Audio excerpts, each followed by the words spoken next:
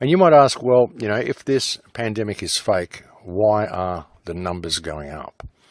And it's like I've shown you on previous reports. So I don't really run the videos again because I've run them on the last two clips. Go back and look at the last two clips and you'll see that they are misdiagnosing people. If you go into a hospital and you're tested positive for COVID, then they say that's what you die of. And everybody who's got a marker in their body will test positive for COVID. If you have had a flu shot in the last few years and you've got this marker in your body, even if you've got exosomes in your body, but if you go in there, they're just assuming that you're a COVID patient. And if you don't have anyone with you, you don't have any of your family members with you, they're going to give you COVID treatment, which means they're going to isolate you. And what they're doing is they're putting people in isolation wards, and basically they're running all the tubing from outside the rooms. They're just putting these people in the rooms, and if there's no family around to suggest otherwise, then they're giving them standard COVID treatment, which is to put them on a ventilator, which puts high pressure into their lungs and then kills them. And then they assume it's a COVID victim, and they don't want to go in there because they may be infected, so they're just leaving these people to rot. This is what's going on, folks. People who are going in there to be tested, if they test positive, they're isolating them, taking them away from their families, no one to advocate for them, and they're basically murdering these people in hospitals. And there are hundreds of doctors and nurses that are screaming out about this. And there's, people trying to get the information out about it. And that's why the numbers are going up. When they say the cases are going up in New York and there's so many people dying, it's because this is what the treatment is. They're basically just anybody who goes in there, they're isolating them and just letting them die. It's absolutely brutal. And why is the death toll rising? Again, look at the wording that they give you, folks, with all of this. Case fatality rates rise as coronavirus runs deadly course. Runs its deadly course. It's all in the wording, isn't it? The media loves this shit. They love to blow everything out of proportion. It says here the percentage of people who die after testing positive for coronavirus is rising as thousands of new US cases are identified each day, a troubling preview of the weeks and months that lie ahead. Notice the wording. The percentage of people who die after testing positive for the coronavirus. Not that they're dying of coronavirus, but that they're testing positive for coronavirus and then they're dying. Why is that happening? It's because they are letting them die. Because if you test positive for coronavirus, they will put you in a ward, isolate you, dress you up in all this clothing you don't need, put you on a ventilator machine and let you die. And that is what is happening, folks. They are literally murdering people in the hospitals via their lack of proper treatment. By simply neglecting these people, putting them in a room, isolating them away from their family, so there's no one there to advocate for them, and they're just letting them die. That's why the figures are going up. And that's why there's probably freezer trucks taking corpses away, because they're just letting people stay in the room and rot. Nurses that have volunteered to go there and to go to hospitals to look after these patients are saying it's horrifying. It's like a horror show because of the neglect. And yet they have enough staff to treat these people properly. Most of these people could actually be healed, but they're not doing that. They're letting them die because they want the numbers to go up. I'm a nurse practitioner. I am licensed and certified. I am not on the front lines. I have a friend in New York City who's on the front lines. And for her safety, she cannot come out and say these things. So I am her voice. I'm not going to name names of people or hospitals for the safety of those involved. But this is her account, okay? I am her voice here. I'm going to tell you what she has told me. She wants this to get out. In New York City right now, in some of the hospitals, this is what is going on. People are sick, but they don't have to stay sick. They are killing them. They are not helping them. She used the word murder, coming from a nurse who went to New York City expecting to help. Patients are left to rot and die. Her words. She has never seen so much neglect. No one cares. They are cold and they don't care anymore. It's the blind leading the blind. If they require more than 6 liters of nasal cannula, they get intubated, they go on the vent, or they get trached if there's not enough vents.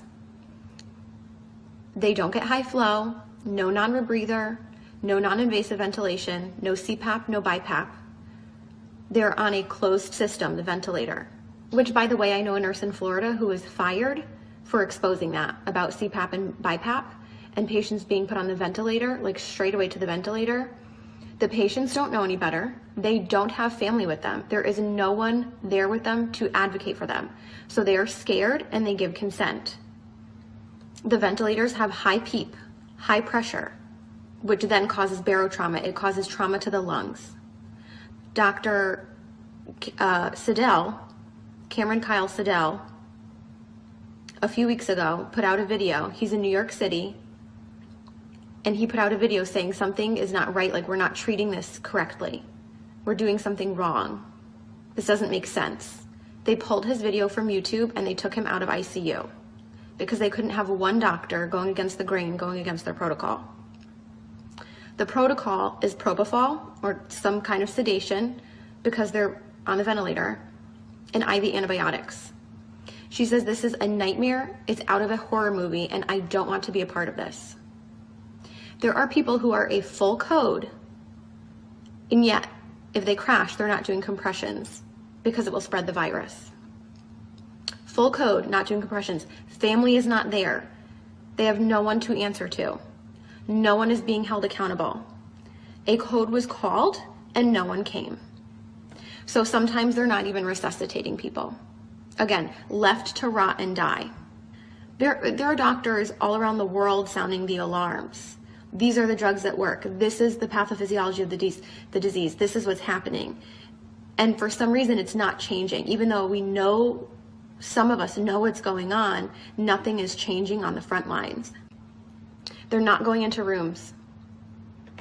So they're running long tubing into the room so that they can manage the tubing from outside of the rooms. So if they're not going into the rooms, that means they're not assessing the patients as frequently as you would be otherwise assessing your patients. They are not doing rapid result tests. You're lucky if you get results in 5 days.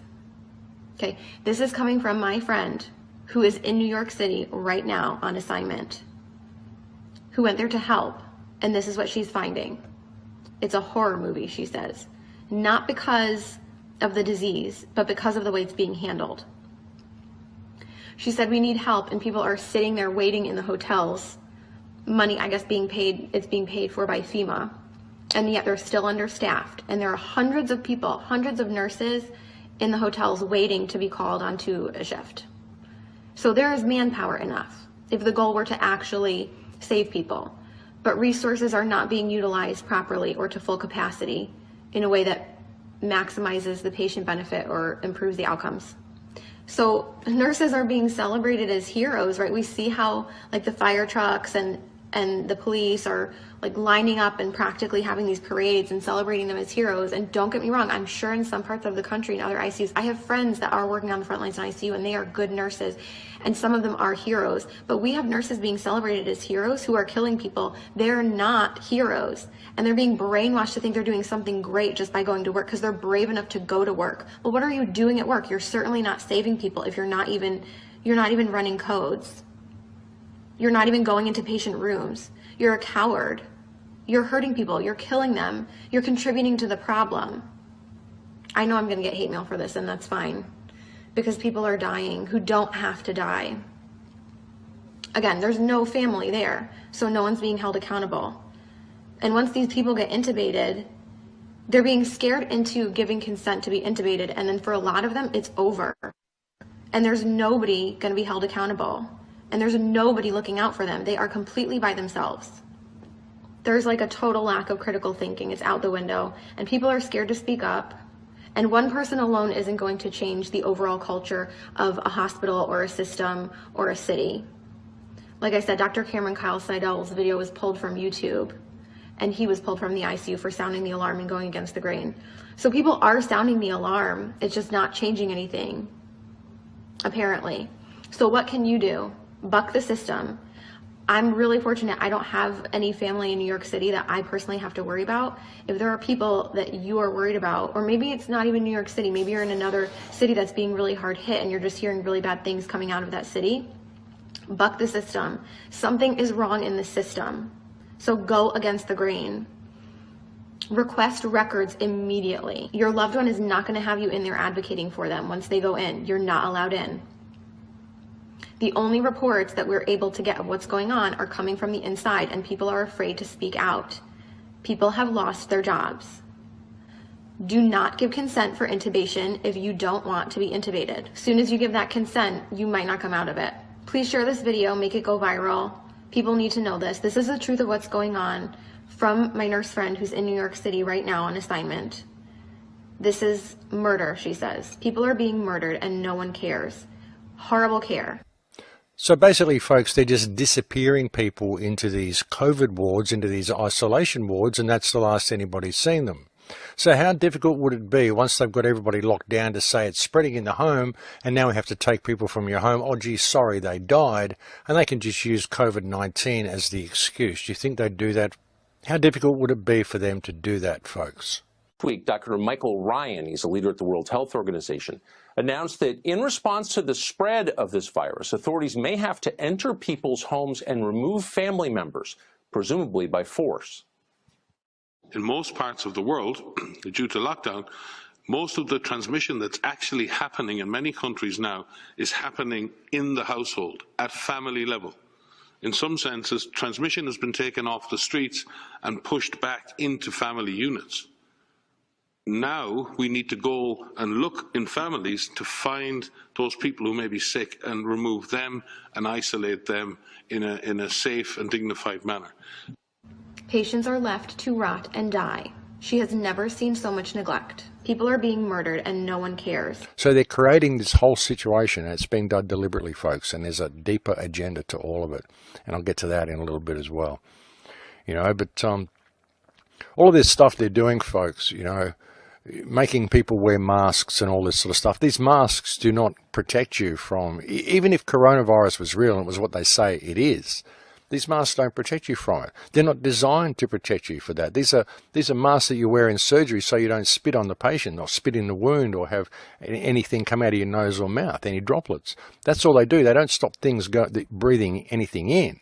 So what they're doing is you're just making people wear these on their faces so there's no smiles. You know, there's no communication with people. They're making you wear a muzzle, folks. They're not making you wear a mask to protect you. They're making you wear a muzzle so you will not talk to other people. You won't look at other people. You'll be afraid of other people, and you'll shut yourself away from other people. That's what it's all about, folks, and it's absolutely ridiculous. There's a deeper agenda. There's a much, much deeper agenda, folks.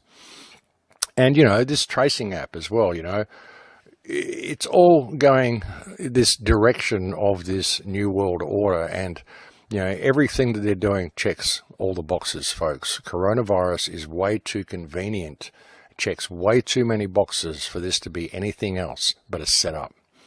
You know, and